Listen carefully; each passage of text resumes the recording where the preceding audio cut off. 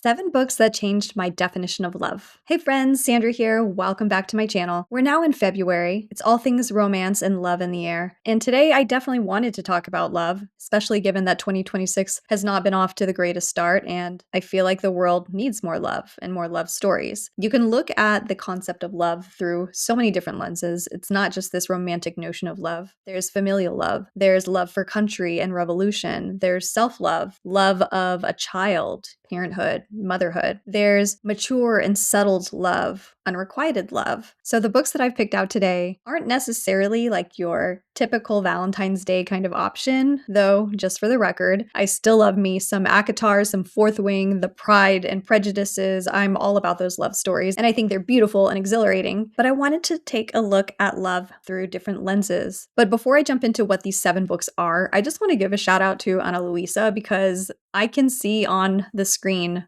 my jewelry flashing, and I have to give this ring a shout out. It is so pretty. This is called the Leia, and it's like a little charm bracelet kind of styled ring. And I had to have this one because I have a dog named Leia and I adore her. She's my senior dog now.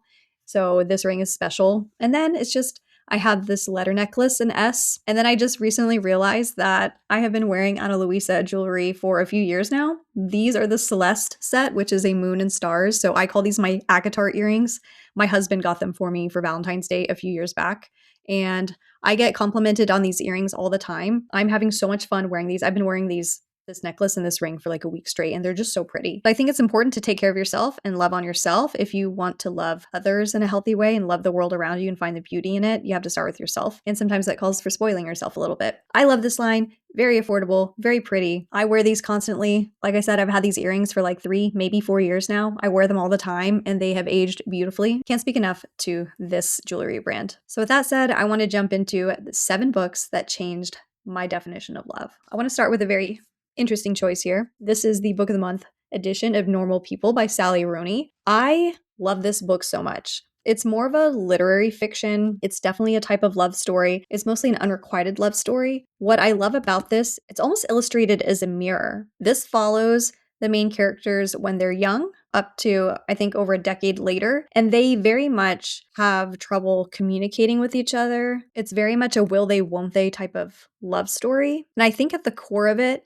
it's how these two people in their interactions with each other over the years fundamentally change who they are. Shout out to Steve at Cadman Reads. I had no idea that this was a television adaptation as well, like a miniseries. It is so well done. It captured like this anxiety and this painstaking shyness and inability to communicate. But I think that they truly loved each other. And it's interesting to see how their inability to talk to each other made them change who they were as people throughout their lives, but yet they kept coming back. There was always that magnetism. This isn't like a traditional love story, but this is so beautiful. The next book I want to talk about is Alchemised by SenLinYu. I actually covered this book in depth in my last video. First and foremost, this would be categorized as a war story. I don't want to get too spoilery because there's certain plot elements that if I mention them, it's just going to spoil the whole thing. And I think it's very beautiful how this story unfolds in the sections that it's broken up into. But Helena and Cain are on opposite sides of the war. There's so much pain and there's so much just torture, but there's still this undeniable attraction between them. At times you get this glimpse of like a legitimate, authentic kind of love, but you don't know whether the love that they have for each other is more of a trauma bond until you go through the story, and it's so beautiful. The dark places that each of these characters were willing to go to save the other, it will make you cry.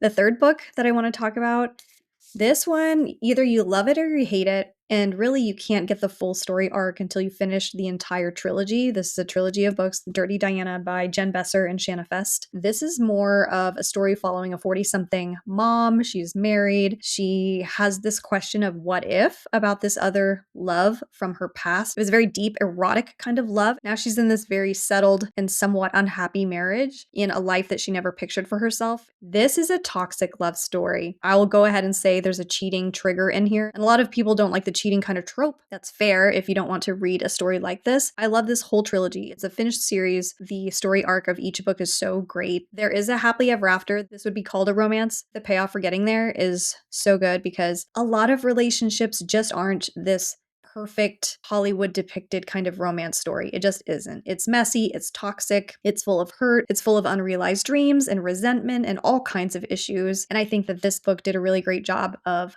illustrating that in a way that was very grounded in real life. So, Dirty Diana. This next book is a nonfiction, and it is so good.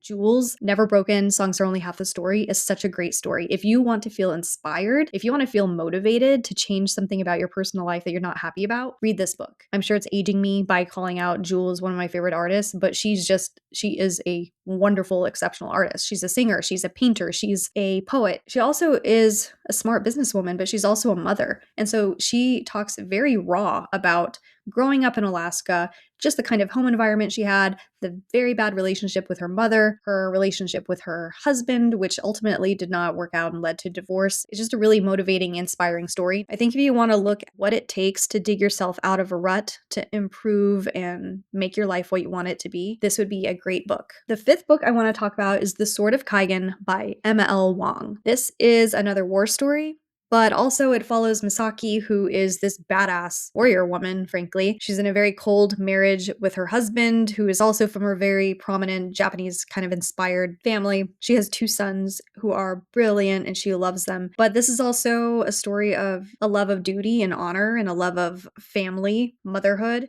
And this book made me bawl my eyes out. I made my husband read this recently. He just finished it and he just looked at me and he just felt so bleak after finishing it and was just like, why did you make me read this? And because I read this over 4 years ago and it still hurts. If you want to look at just really complex layers of love in this kind of fantasy, epic fantasy setting, I think this is a really great one. It will haunt you. It's described as like a Poppy War meets The Last Airbender, which is very well put. If you have read the Poppy War trilogy, that's an excellent trilogy. This is a standalone book right here. And I think this book is able to pull off some things emotionally speaking, even some of the fight scenes, so much better than the Poppy War trilogy, but they both kind of cover this Asian Holocaust kind of time. This one will haunt. The sixth book that I want to talk about is The Idea of You by Robinne Lee.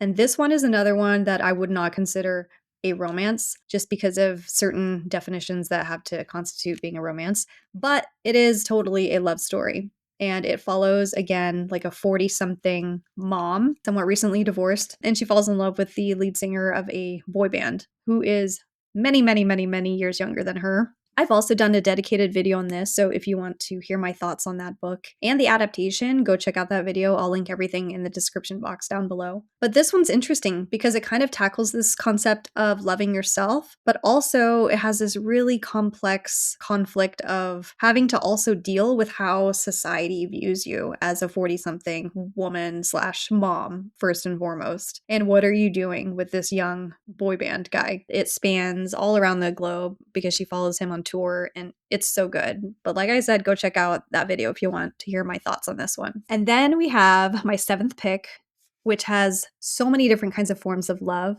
Red Rising by Pierce Brown, which I have covered each of the books in depth in videos on my channel, half of them being with my husband because he did a read along with me. It's love that kicks off this story, but it's a love of family, friendship, freedom, revolution, a love of doing what's right. It is such a powerful story. If you're looking for something graphic, but with excellent character work, the highest stakes possible, and just the whole gambit, this is going to be your pick. I'll have to call out that it's not a finished series yet, but hopefully we'll be getting the last book in 2027. But Red Rising by Pierce Brown, absolutely have to read this. So those are the 7 books that changed my definition of love because the ACOTARs and the Fourth Wings aside, I still love those stories, but they can almost tend to get very formulaic in how they are. And so what I love about books that aren't traditionally a love story or a romance is they just have so many other themes that have a lot of historical importance. It has a lot of, you can hold it up as a mirror to current events. These stories follow you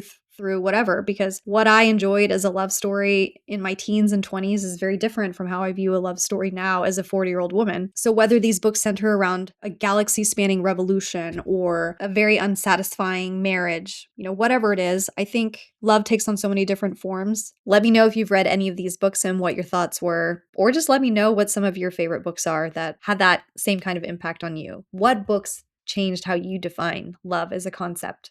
because I love books that I can just stew about. So if you have any of those in mind, definitely send them my way. If you're interested in checking out Ana Luisa, I have dropped their link down in the description box, so feel free to see what pieces that they have that speak to you so that you can treat yourself. I'll also share links to all of these books so you can easily find them, and any of the other videos that I've mentioned that I've previously done, I'll be sure to link those too. But those are my 7 books that changed how I think about love and kind of expanded that definition of love, because love is so many different things. It's not just this one way of looking at it and thinking about it. I hope you find something to love and to inspire and motivate you this month. And I want to give you a heads up that in an upcoming video, I'll have my husband back on to talk about his experience being a reader again at my urging and how that's affected our marriage.